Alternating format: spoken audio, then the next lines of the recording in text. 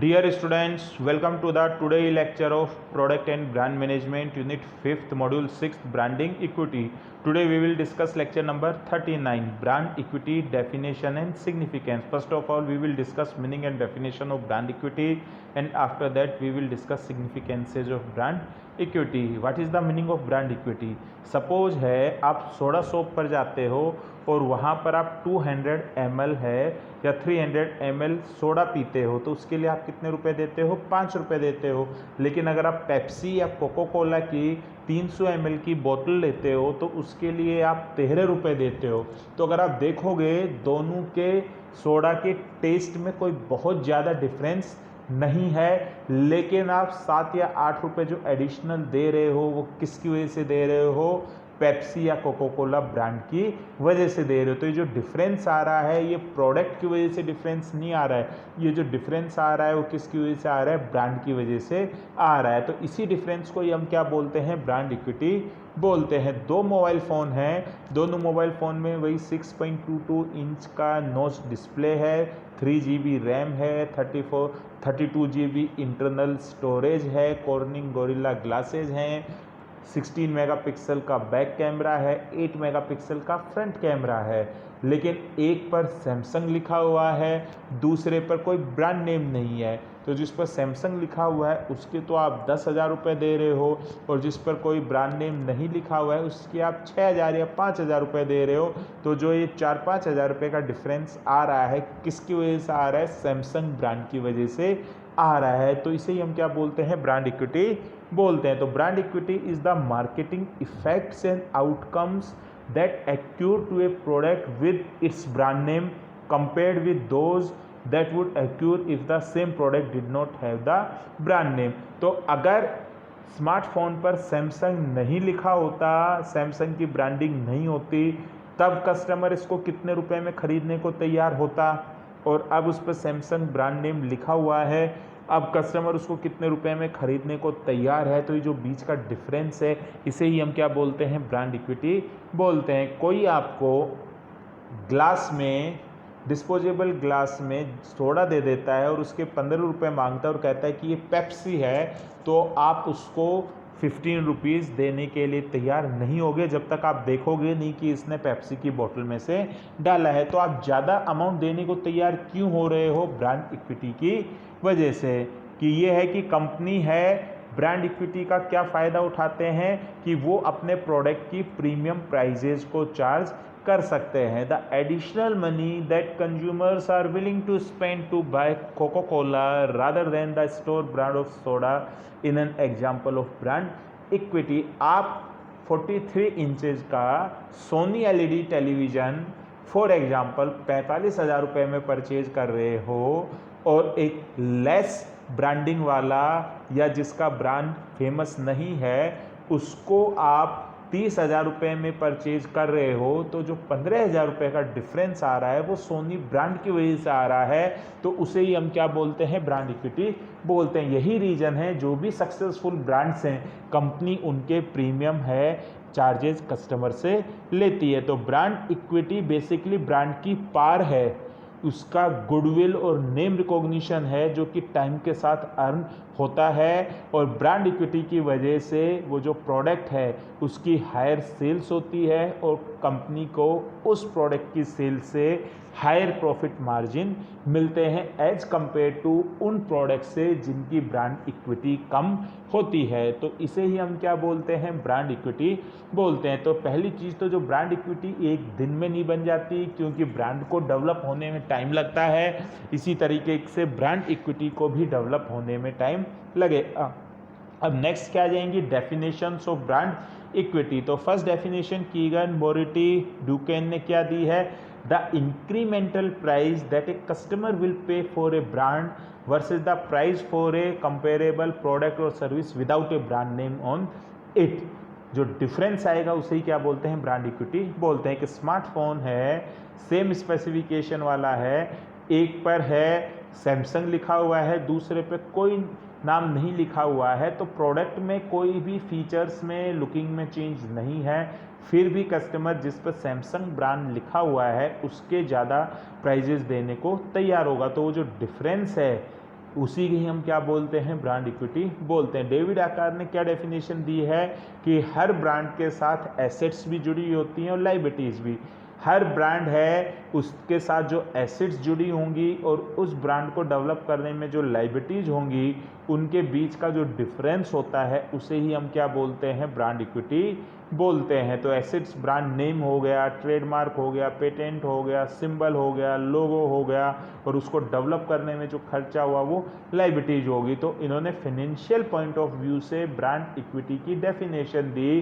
तो इनके according brand equity positive भी हो सकती है और ब्रांड इक्विटी नेगेटिव भी हो सकती है। अगर उस ब्रांड के साथ जुड़ी हुई एसेट्स ज़्यादा हैं एज कंपेयर टू लाइबिलिटीज तो ब्रांड इक्विटी पॉजिटिव होगी, और अगर ब्रांड के साथ एसेट्स कम हैं, लाइबिलिटीज ज़्यादा हैं तो ब्रांड इक्विटी नेगेटिव होगी।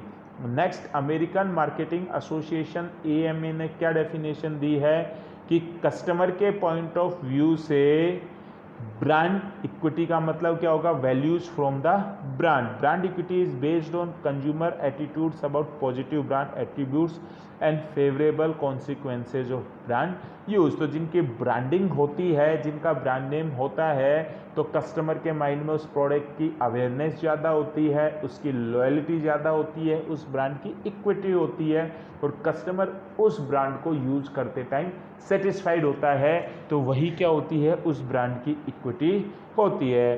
तो नेक्स्ट डेफिनेशन सुसान गुनेलियस ने क्या दी है कि ब्रांड के साथ टेंजिबल और इंटेंजिबल वैल्यूज होती हैं जो कि ब्रांड की इक्विटी को पॉजिटिव करती हैं और नेगेटिव करती है, और ये जो चीज़ होती है ये वैल्यू कस्टमर की नॉलेज से, परसेप्शन से और कस्टमर के उस ब्रांड को एक्सपीरियंस करने से आती हैं, तो उसे ही हम क्या बोलते हैं, ब्रांड इक्विटी बोलते हैं।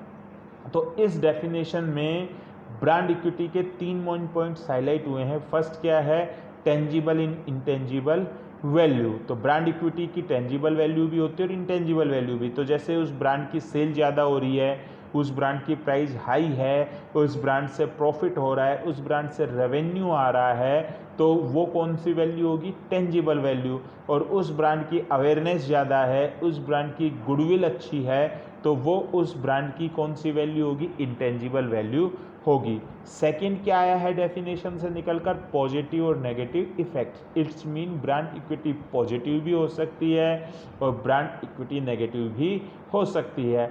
अगर ब्रांड की अवेयरनेस, गुडविल ज़्यादा होगी, रेवेन्यू हाई होंगे, प्रॉफिट मार्जिन हाई होगा, प्राइस ज़्यादा होगी, तो ब्रांड इक्विटी पॉजिटिव होगी, और अगर ये सारी चीज़ें लो होंगी तो ब्रांड इक्विटी नेगेटिव होगी। और थर्ड क्या है, कंज्यूमर कैटलिस्ट, कि पहले भी मैं आपको बता चुका हूँ, कंपनी प्रोडक्ट्स बनाती है, जो ब्रांड्स हैं वो कंज्यूमर्स बनाते हैं।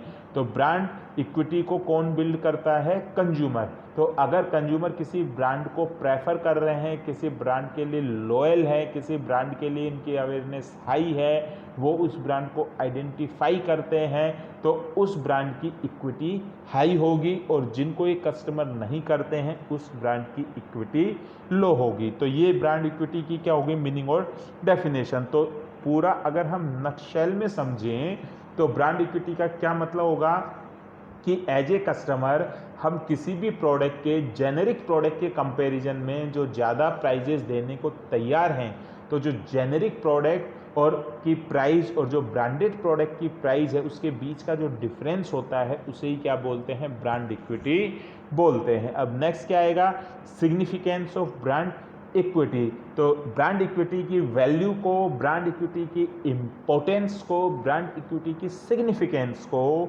हम 3 वेज में अंडरस्टैंड कर सकते हैं। फर्स्ट क्या है, फाइनेंशियल। सिंपल सा है, कंपनी के जिन ब्रांड्स की इक्विटी ज़्यादा होगी, कंपनी उन ब्रांड्स के लिए प्रीमियम प्राइजेज को चार्ज करेगी, तो उसकी मैन्युफैक्चरिंग कॉस्ट तो कम होगी लेकिन उसकी रीसेल प्राइस ज़्यादा होगी, तो कंपनी का जो प्रॉफिट मार्जिन है वो प्रॉफिट मार्जिन भी हाई होगा, क्योंकि ये ब्रांड इजीली रिकॉग्नाइज्ड हैं, इनकी अवेयरनेस ज़्यादा है, इन ब्रांड्स के लिए लॉयल्टी ज़्यादा है, तो कस्टमर इन ब्रांड्स के लिए आपको ह्यूज अमाउंट या हायर अमाउंट देने को तैयार होगा उन ब्रांड्स के कंपैरिजन में, उन प्रोडक्ट्स के कंपैरिजन में जिनसे वो फैमिलियर नहीं है, यानी कि अनफेमिलियर है। तो फर्स्ट सिग्निफिकेंस या सार्थकता क्या होगी ब्रांड इक्विटी बनाने की? Financial. Second, brand extension. Company ने एक नया प्रोडक्ट डेवलप किया और उस प्रोडक्ट का ब्रांड नेम उन्होंने अपने सक्सेसफुल ब्रांड से जिसकी इक्विटी पॉजिटिव उससे ले लिया, तो कंपनी का आधा काम तो वैसे ही हो गया, ब्रांड अवेयरनेस ज़्यादा क्रिएट करने की ज़रूरत ही नहीं पड़ी। तो अगर कंपनी के पास सक्सेसफुल ब्रांड्स हैं तो वो किसी दूसरी कैटेगरी में जाती है जो कि उसकी एग्जिस्टिंग कैटेगरी से रिलेटेड भी हो सकती है और अनरिलेटेड भी हो सकती है, उसमें वो उसी सक्सेसफुल ब्रांड नेम को ही यूज करती है। तो इसे क्या बोलते हैं? ब्रांड एक्सटेंशन बोलते हैं। जैसे सोनी है, सोनी ब्रांड की इक्विटी हाई है, इसी वजह से सोनी अपने हर प्रोडक्ट में सोनी ब्रांड नेम ही यूज कर रहा है। टेलीविज़न में भी सोनी है, इसके अलावा आपके डिजिटल कैमरे में, हैंडी कैमरे में, मोबाइल फ़ोन में, मेमोरी कार्ड में, इन सब में वो सोनी नेम ही यूज कर रहा है। तो अब सोनी कोई नया प्रोडक्ट बना रहा है तो अगर उसमें वो नाम सोनी ही रख लेता है तो इंस्टेंट रिकॉग्निशन मिल जाती है। तो इसे अपन क्या बोलते हैं? Brand extension. जैसे पार्ले जी बिस्किट है तो पार्ले की ब्रांड इक्विटी बहुत हाई है पार्ले जी की। तो जब पार्ले है वो आटा सेगमेंट में आया, आटा बनाने के लिए आया, तो उसने उसका नाम भी क्या रखा? पार्ले जी आटा। क्यों? क्योंकि पार्ले जी बिस्किट है, उसकी ब्रांड इक्विटी क्या है? हाई है। तो इसे क्या बोलते हैं अपन? ब्रांड एक्सटेंशन बोलते हैं। तो कंपनी जब ब्रांड एक्सटेंशन करती हैं तो उसमें भी वो यूज करती हैं। एडिडास ब्रांड की इक्विटी हाई है तो एडिडास चाहे स्पोर्ट्स शूज़ बनाए, चाहे लोअर बनाए, चाहे टी शर्ट बनाए, कैप बनाए, पर्स बनाए, हर किसी में वो नाम क्या रखती है? एडिडास ही रखती है। तो सेकंड सिग्निफिकेंस क्या हो गया कि अगर आपके पास ऐसे ब्रांड्स हैं जिनकी इक्विटी पॉजिटिव है तो आप उन ब्रांड्स नेम को ब्रांड एक्सटेंशन में भी यूज कर सकते हैं। और थर्ड सिग्निफिकेंस क्या है? Consumer based. A strong brand increases the consumer attitude strength toward the product associated with the brand। तो जिस ब्रांड की इक्विटी ज़्यादा होगी, पॉजिटिव होगी, उन ब्रांड्स के लिए कस्टमर का एटीट्यूड भी पॉजिटिव होगा। उस एटीट्यूड को पॉजिटिव होने से कस्टमर का उस ब्रांड के साथ एक्सपीरियंस भी पॉजिटिव होगा और कस्टमर है उन ब्रांड्स को परचेज करने के लिए रिस्क भी ले सकता है। कस्टमर है उन प्रोडक्ट्स को यूज करेगा और अगर वो प्रोडक्ट्स उनके सेटिस्फैक्शन के अकॉर्डिंग आए तो वो कस्टमर है उस ब्रांड के लिए लॉयल भी हो जाएगा। तो कस्टमर हमारे लॉयल कस्टमर बनते हैं ऑर्गेनाइजेशन के, तो ये भी ब्रांड इक्विटी की क्या होती है? सिग्निफिकेंस होती है। लेकिन लास्ट में एक लाइन लिखी हुई है कि brand equity is not always positive. कई बार किसी ब्रांड की रेपुटेशन नेगेटिव हो जाती है, पब्लिसिटी डाउन हो जाती है, पब्लिसिटी नेगेटिव हो जाती है, तो उस केस में उसकी जो ब्रांड इक्विटी है वो क्या हो जाती है? नेगेटिव हो जाती है और कस्टमर है जेनेरिक ब्रांड के कंपैरिजन में उस ब्रांड के ज़्यादा प्रीमियम अमाउंट देने को तैयार नहीं होते हैं। तो कंपनी सर्वे से आइडिया लगा सकती है कि उनके जो ब्रांड है उनकी इक्विटी कहीं नेगेटिव तो नहीं हो गई है। अगर उस ब्रांड की सेल डाउन हो रही है, आपने प्राइस इंक्रीज किया, कस्टमर आपके ब्रांड को परचेज नहीं कर रहे हैं, इट मीन्स उस ब्रांड की इक्विटी क्या हो गई है? नेगेटिव हो गई है। ये कुछ बेनिफिट्स हैं जो कि कंपनी एक गुड ब्रांड इक्विटी से ड्राइव कर सकती है। तो सबसे फर्स्ट क्या है? Establish A more reliable stream of income. जिस ब्रांड की इक्विटी पॉजिटिव होगी उसकी मार्केट में हमेशा डिमांड रहेगी, मार्केट में डिमांड रहेगी तो प्रोडक्ट बिकेगा तो कंपनी को रेगुलर इनकम मिलती रहेगी। By increasing brand equity companies are also able to increase their profit through increase market share and premium pricing for less promotional cost. Simple सी बात है, आपकी सेल ज़्यादा हो रही है तो पर यूनिट कॉस्ट कम हो रही है, लेकिन फिर भी आप प्रीमियम प्राइस चार्ज कर रहे हो क्योंकि आपके ब्रांड की इक्विटी पॉजिटिव है, तो आपका प्रॉफिट मार्जिन भी हाई होगा। थर्ड क्या है? अगर कंपनी ने एक अच्छा ब्रांड इस्टेब्लिश कर लिया है तो कंपनी जो चाहे उस प्राइस पर वो उस ब्रांड को सेल कर सकती है। कंपनी है उसकी ब्रांड इक्विटी बनाना तो इजी है, the main thing is that कि लॉन्ग टर्म के लिए ब्रांड इक्विटी को मेंटेन किया जाए, लॉन्ग टर्म के लिए ब्रांड इक्विटी को पॉजिटिव किया जाए। इसीलिए कंपनी अपने ब्रांड्स के साथ कस्टमर के इमोशनल अटैचमेंट को रखती हैं, इमोशनल कनेक्शंस को रखती हैं। वो चाहती हैं कि उनके प्रोडक्ट के लिए, उनके ब्रांड के लिए कस्टमर की लॉयल्टी हाई रहे। कई बार ब्रांड इक्विटी की वजह से कोई एनवायरनमेंट में नेगेटिव चेंज आता है तो प्रोडक्ट उससे सर्वाइव कर जाता है। जैसे मैगी की ब्रांड इक्विटी पॉजिटिव रही है, बीच में मैगी में लेड मिल गया था तो कुछ टाइम के लिए उसकी सेल्स पर इम्पैक्ट पड़ा, लेकिन वापस अब मैगी है वो अच्छा सेल कर रही है क्योंकि एक स्ट्रॉन्ग ब्रांड इक्विटी थी। तो स्ट्रॉन्ग ब्रांड इक्विटी कई बार कंपनी के छोटे मोटे हैं एनवायरमेंटल थ्रेट्स की वजह से अगर उसकी पब्लिसिटी डाउन हो जाती है, नेगेटिव हो जाती है या एडवर्स कंडीशन आ जाती हैं तो स्ट्रॉन्ग ब्रांड इक्विटी वहाँ पर भी कंपनी की मदद करती है। तो इसी के साथ ही आपका ये टॉपिक था brand equity meaning, definition and significance, ये कंप्लीट हो गया। Thank you very much.